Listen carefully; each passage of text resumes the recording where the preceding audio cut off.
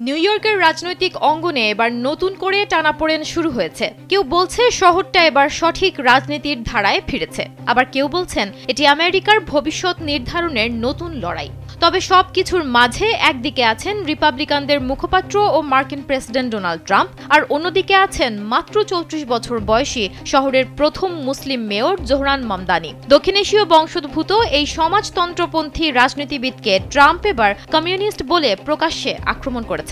এ সময় তিনি একাধিকবার নিউ ইয়র্ক শহরের ফেডারেল তহবিল বন্ধের হুমকিও দিয়েছেন। তবে মামদানিও ট্রাম্পকে ছেড়ে কথা বলেননি, তিনিও প্রকাশ্যে তাকে ফ্যাসিস্ট বলে আখ্যা দিয়েছেন। নিজের নির্বাচনী প্রচারণায় মামদানি বারবার ট্রাম্পকে ভয় ও ফ্যাসিবাদের প্রতীক হিসেবে তুলে ধরার চেষ্টা করেছেন। এ প্রচেষ্টায় তিনি সফল হয়েছেন বলেই মনে করছেন বিশ্লেষকরা। আর তাই তো ট্রাম্পকে উদ্দেশ্য করে মামদানি বলেন, এই শহরের কারো কাছে আপনাকে পৌঁছাতে হলে তা আমাদের মধ্য দিয়েই যেতে হবে। আর তাই তো মার্কিন বামপন্থীদের কাছে এই সময়ে মামদানি পরিণত হয়েছেন সাহসিকতার প্রতীকে।